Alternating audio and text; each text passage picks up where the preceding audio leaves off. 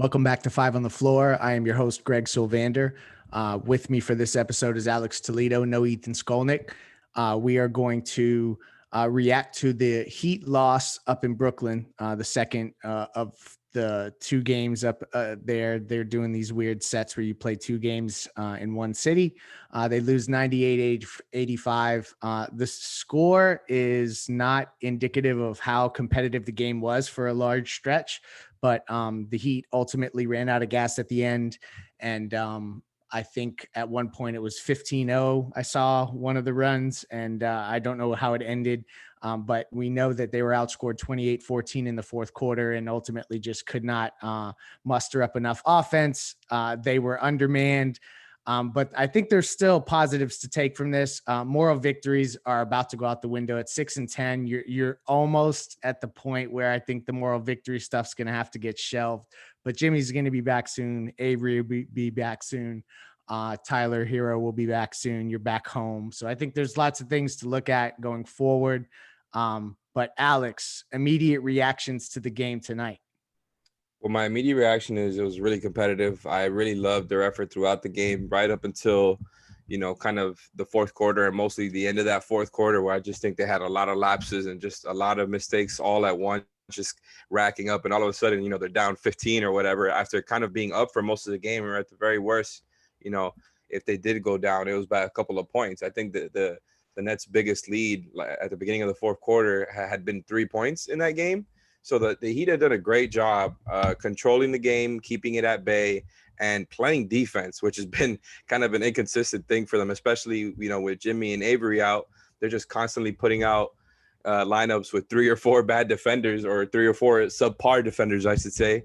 And they did a good job tonight against a team that you would think would be extremely hard to guard without some of your best defenders. And they obviously did some stuff there that I thought was really interesting, and I think we could kind of get into as far as what a matchup would look like with the Nets, just because the way that they defended was very interesting. It wasn't your typical man defense. They went a lot of different ways, and they did the same thing in the first game.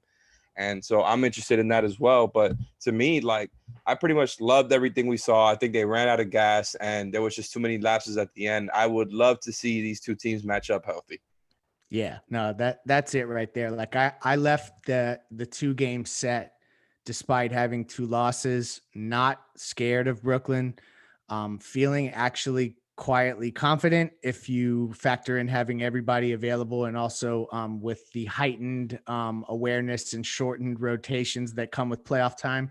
I'm interested in that because to your point, they did it on defense tonight. They held them to 40% shooting from the field, 28.9% shooting from 3, and they slowed the game down. And they switched up their defenses. I know I saw 2 or 3 different looks that weren't necessarily so recognizable to me. They didn't jump off the page as to what the heck they were doing. And it confused them just enough for them to stay in the game. And then obviously just the lid went on the basket at the wrong moment.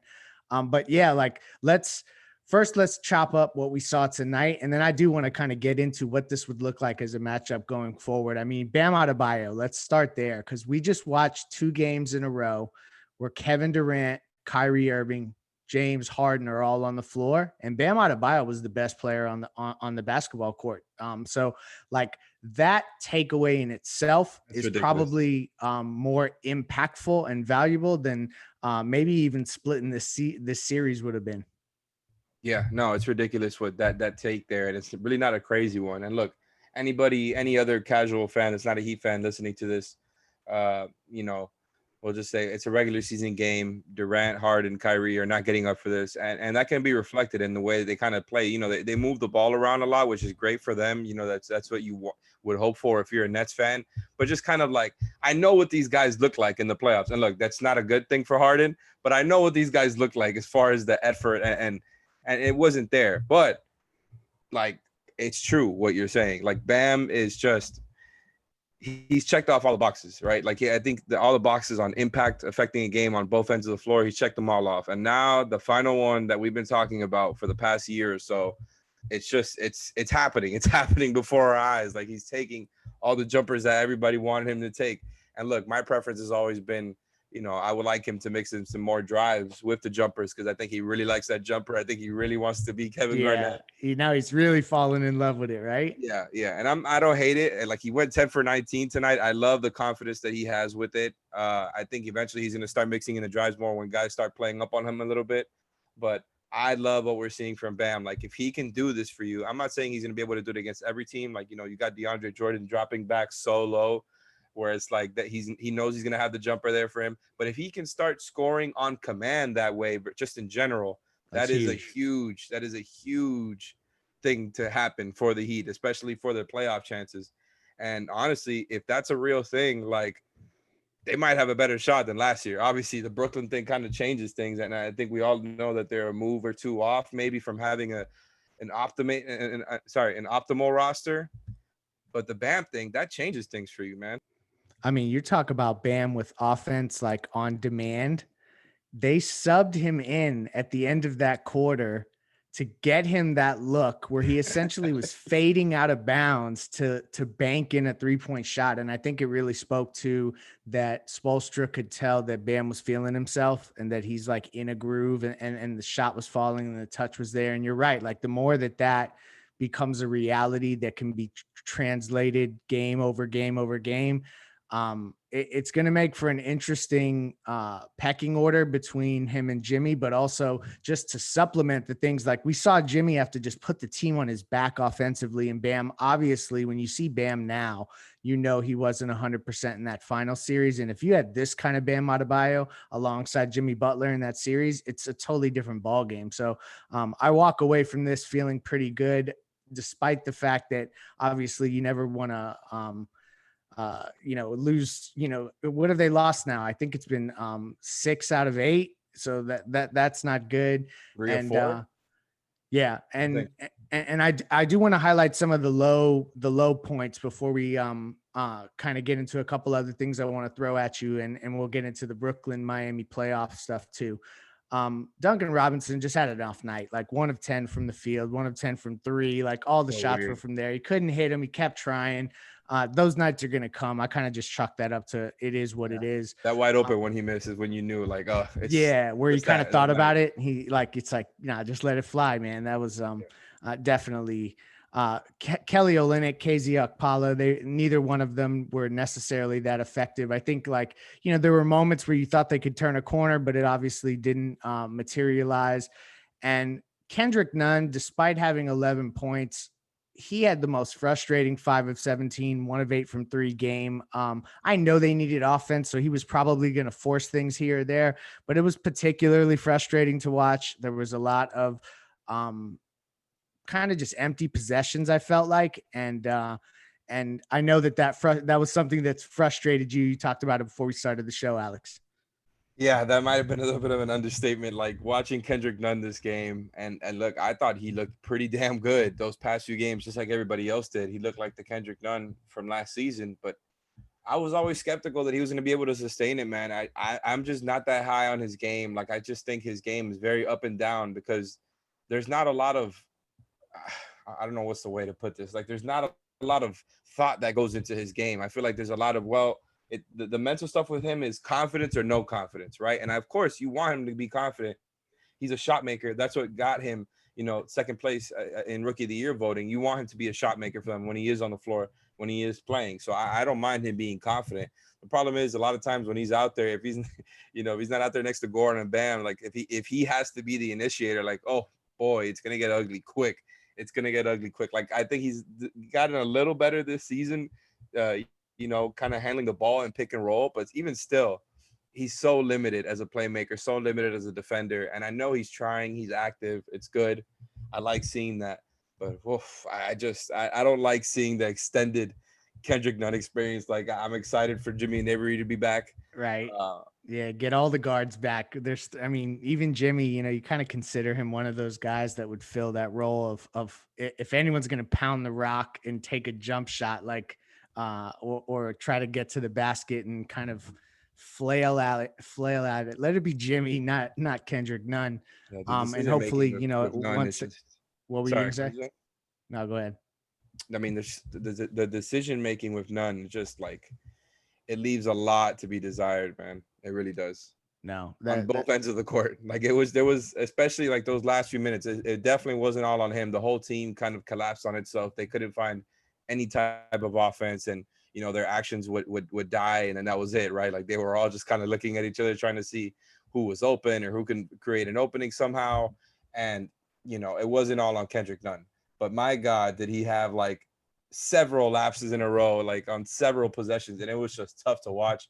I couldn't stand watching him get matched up on James Harden at the end of the game because, and then Dragic was switching onto him, Nunn was switching onto him, and I just, by the way, I can't stand that whole thing where like you switch onto a guy when it's unnecessary. I that's one thing with switching in the league where it's like I wish teams would be a little bit more decisive about yeah, when to like switch. have the discernment to not switch when it's not appropriate. Why was Goran switching onto Harden Yeah, in that's like the not beginning? gonna end well. Yeah, That's and then you had none guarding him one on one like before a screen. Like it was just so weird. I understand they're undermanned; they didn't really have a lot of options, but that yeah, was just like, well, nothing good is gonna happen. Nothing if those guys are checking James Harden, it's and true.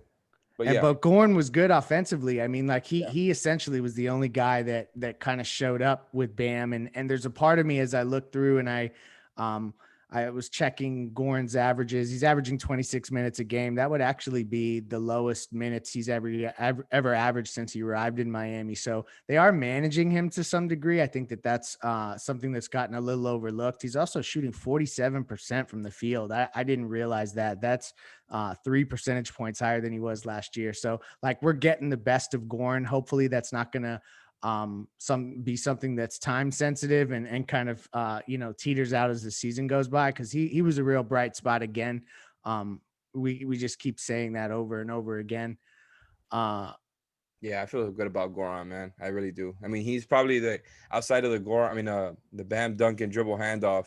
The most I feel like the most reliable offense is the Goran Bam pick and roll. Like that's it's so true. damn good, especially when you got DeAndre Jordan guarding it. Like oh my God, it's just money every time. Like he can't you can't guard Goran and Bam at the same time off that pick and roll, especially if you're as slow and lumbering as DeAndre Jordan. And they're just it's what happened in the Boston series too with Daniel Tice. Like you get these bigs who just can't contain Goran and Bam at the same time, and you're gonna get stuff off of it. And that's why I think we're gonna see Goran start in the playoffs. And as you talk about playoffs, when we come back from the break, we're going to talk a little bit more about Brooklyn and Miami and what that playoff series may look like if both teams were 100% healthy. And then I have a final question that I just want to unpack with you, Alex. I haven't prepped you for it. You have no idea where I'm going with it, but I think it's a worthy call out. So we're going to discuss something related to the Heat and the roster construction. But first, a word from our sponsors.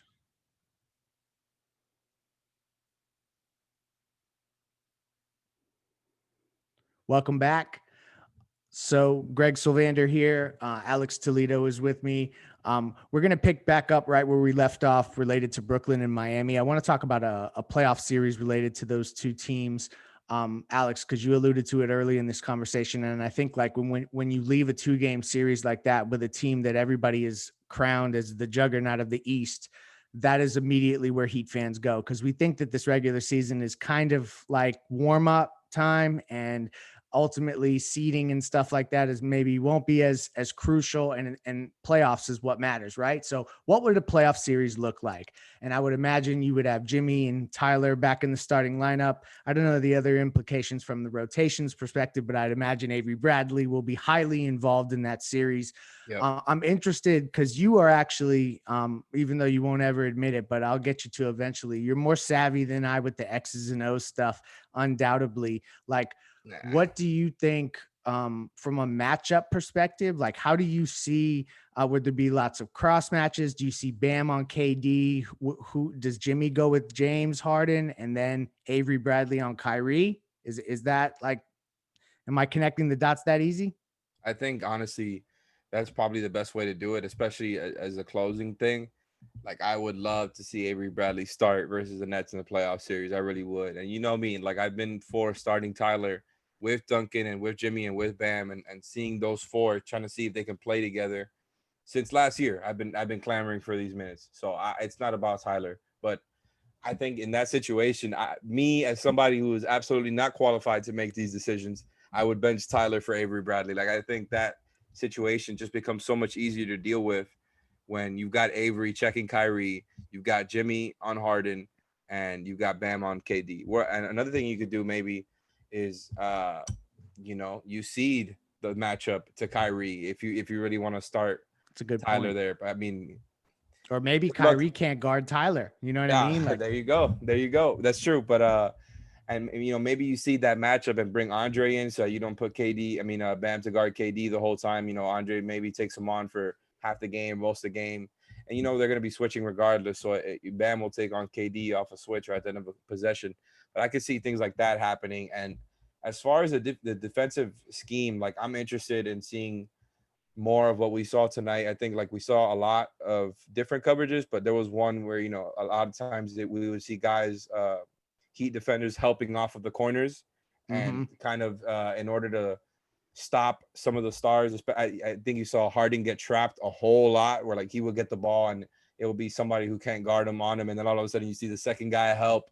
And I think I don't know who made this decision, if it was D'Antoni or Nash, where in the fourth quarter they started kind of getting hip to that, and they put Durant in that little wing right next to Harden, because they knew that every time Harden got the you can't ball, leave him. Yeah. they were going to try to help at the nail. Like they wouldn't necessarily send a full double team, but they would help at the kind of the top part of the arc. And if you're helping off of Kevin Durant, it led to like curtains. 3-4 straight open shots there. It was driving me insane, but that was smart coaching by the Nets to place him there after seeing the way that that the Heat were defending. Yeah, because the Heat then threw James out a couple got straight different to the zones. cup. Yeah, no. And Harden turned on the scoring.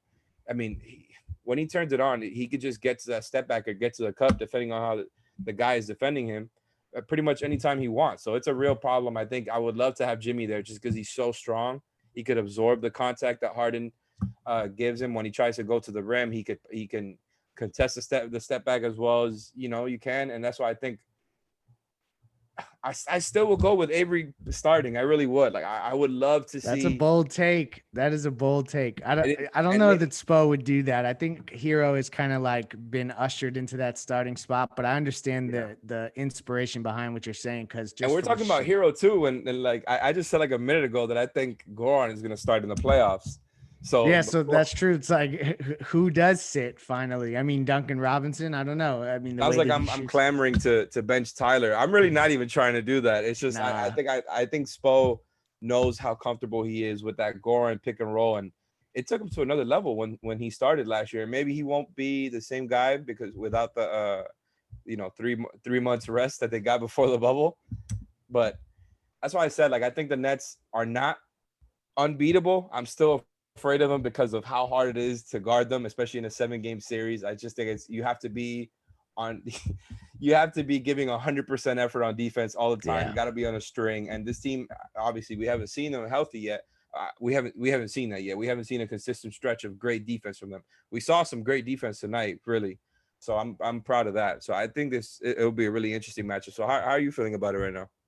I mean, I felt like the Heat looked a couple bodies away, and that's exactly what they were. I'm interested actually in a playoff series, and this is like fire in the eyes stuff that a lot of people laugh at. But like, honestly, when you watch the way that Jimmy emotionally controlled some of those series, like with Giannis and George Hill looking with the side look, shook because he just got his bike, stolen. Like I'm interested to see Bam not being necessarily a guy who gets rattled easily. And then you have like kind of alpha Jimmy in the room. I'm just interested to see what that looks like against that trio.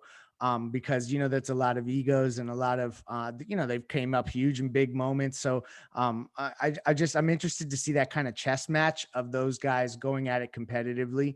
I can't really quantify that. It's just, I don't think that we can really evaluate the Heat against the Nets coherently without the Jimmy factor. And all you can walk away from this part of it is knowing that whatever they were doing against Bam, it wasn't working. And this is actually going to lead directly into where I wanted to end tonight, because like, this is something that the more that I watch this team, I'm having a hard time reconciling what the front office was thinking about the front court selection next to Adebayo. I just don't get it. Like I tried to initially think about Mo Harkless as the replacement. I felt like maybe that was like what the initial prognosis was, and he obviously can't guard up that way, and he's not going to be a 4. KZ Okpala's been inconsistent. Kelly Olynyk's been inconsistent. Andre Iguodala can't start all the time. So, like, to me, there's a real hole there. And I know we talk a lot about it, but there's a part of me that just wonders, like, how could you start the season with that big of a hole? And I just don't see who they could have, even in an optimist view, have said that's the guy that's going to be able to flank Bam in the front court. Alex, I mean, do you see like what let you be the sunshine pumper and the Heat culture guy and talk me into this Heat roster and the front court options next to Bam? All right, so to me, there's two sides of this coin, and I've been I want to steal a phrase from a podcast that I listen to that I love, from Greatest of All Talk podcast with Ben Golliver and Andrew Sharp. They have a phrase that they use. I'm trying to I'm trying to get the exact wording of it right. I want to say, oh my God, I'm messing this up right now. Jesus Christ, it's okay. Oh, it's fence sitting pigs. I'm being a fence sitting pig right now. And that's how I've been with this team when it comes to, the option at the 4. But I think the clear thing has been there is a hole at the 4. That's the obvious thing that's missing from this roster. A starting 4 that you can be confident in to How play could they next have to missed Bam. it? I don't get it. So to me, there's two ways of thinking on this, at least in my opinion. Like, I think they can make it through the regular season without making a trade for a 4. I think they can get away with a similar rotation to what they have now, whether it's Kelly starting or not. I'm okay with Kelly starting for the regular season, knowing that he won't be a closer. And the second the second point that comes to this naturally is the 37-year-old Andre Iguodala, right? And I think what happens with him and his 3-point shooting in the playoffs is going to be really, really important for the Heat if they don't make a trade, because I think he's going to be getting a lot of those minutes at the 4. We've seen him pretty much play primarily as a 4 this season, and he did a lot of that during the bubble as well. And I've been high on him, man. Every time, me and Ethan have been in a game, I'm always commenting. You see what Andre just did, man? You see what Andre just did? Like, I think he's underrated. I love what he does on defense. I really do think he can guard up. I think he's strong. He's obviously not in his athletic prime. He's not some shutdown defender, but he's still a really smart defender who gets in the lanes and who takes the right angles and knows what's going on in the game at all times. And look, I love what he brings. You just can't play him 30 minutes a game. No, that's what I mean. Like, even though he does all those things, like that couldn't have been when they're sitting in the room with the roster up on the whiteboard. They're not saying, okay, Iguodala is the guy, next to Bam in the front court. And maybe like you could have thought They had to have Olynyk. thought Mo was going to be playable. That's what I think, right? It's He like can play 15, 20 Mo minutes. Harkless has not been able to fill that Jay Crowder void. And Kelly Olynyk, maybe they thought contract year, you would get like a different Kelly Olynyk, a maximized, I want to get a new contract Kelly Olynyk. Other than that, like it gets weird with KZ because there's been such a short leash there and there wasn't a lot kind of going into the season. So I don't think that they would have necessarily put all their eggs in that basket. So it really it makes me think that it was Mo Harkless or bust. And the only other thing could be, I guess, once you pass the trade deadline or the deadline where guys who just sign their contracts can be traded. I forgot, it's February something. Like Myers Leonard is a $9 million player that you could maybe, put together with Mo Harkless and go get somebody. So maybe they evaluated the remaining options in the free agent market and said, we would rather swing a trade that way. And Myers, agree to waive your no trade clause if we give you $9 million. So maybe that's the option, and I'm overthinking it. But just the more that I watch this team, I can't understand what they went into this season thinking that they had, because it's just been such a huge gaping hole. Yeah, I think there's no doubt about it that it's a whole. I think it's kind of interesting because, like, I wonder what happens in the playoffs, man. Like, let's say they don't make a trade. I wonder how much Andre is going to be playing. I wonder how much Kelly's going to be playing, I feel like he's going to get like 10 minutes a game Yeah, in the that's playoffs, true. kind of similar to what happened to him last year. Like there's only so much you can play him. And so it's interesting. It seems like that's going to be the unresolved problem all year unless they do make a trade. And by the way, PJ Tucker is just sitting right there, baby. I mean, Right. he is sitting there waiting to be traded, waiting to be taken from a winning team because he's not re-signing with Houston. Tillman Fertitta does not want to re-sign those guys. And look, we can get into Oladipo another time, but oh my God, like it just makes so much sense that it almost hurts, right? Yeah. Like if you're a Heat fan, you look at those two guys like, oh my God, two-way players. And that's been such a thing that, by the way, me and Ethan would talk about last season all the time was their lack of two-way players. Like they have a bunch of guys who can play one end of the floor. And it's a similar problem again this year. Like it's the same Yeah. thing. It And so I creates an think identity crisis when you have like are you a 3-point shooting finesse team, or do you want to be the defensive grit team? It's like you can't really land on one. yeah, and that's why, like, from obviously from a transaction standpoint, Oladipo and Tucker just seem like the perfect fits for what they need. Point of attack defense, another scorer, the four that you want next to Bam. Even though that's not long term, since Tucker's on the older side, that's a win now move, and that's what the Heat are, is a win now team with Jimmy and Bam there playing the way they are, and them getting to the finals last year. So I think that's obviously just kind of the move that everybody, or a lot of people would want.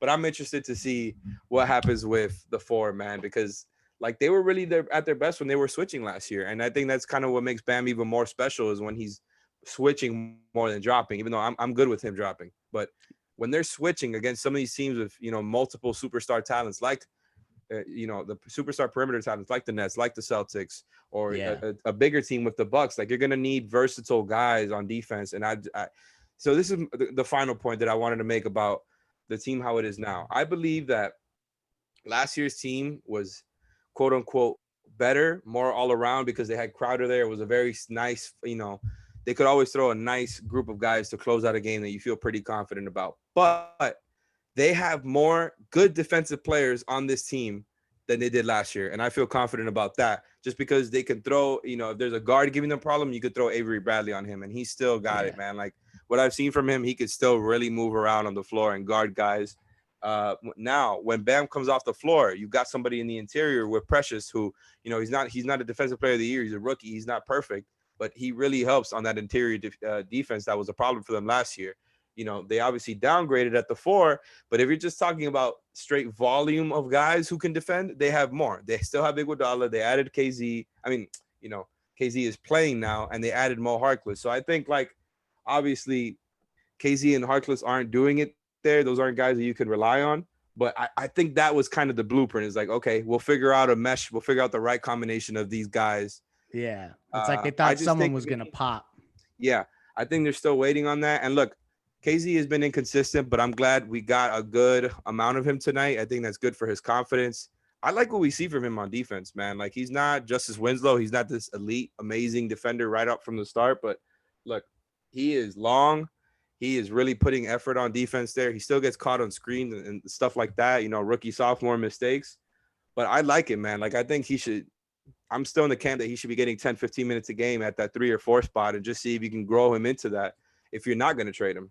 Agreed. And over Harkless for sure. I mean, maybe you try to establish some value in Harkless, but at this point, I've kind of moved on from that as being a viable, like real plug and play option the way Jay Crowder was. So I think ultimately where we can close tonight is that you can look forward to, I think personally, you can look forward to a transaction similar to last trade deadline. Maybe not where you're like shedding a bunch of salary that you don't want because Miami doesn't have those kind of undesirable contracts where you're surrendering an asset to get rid of JJ and Dion like they did with Memphis. But I think a consolidation type move with all these expirings is just inevitable to bring in a better front court pairing with Bam. And let's hope so, because I think with Jimmy back and Avery back, that man some help.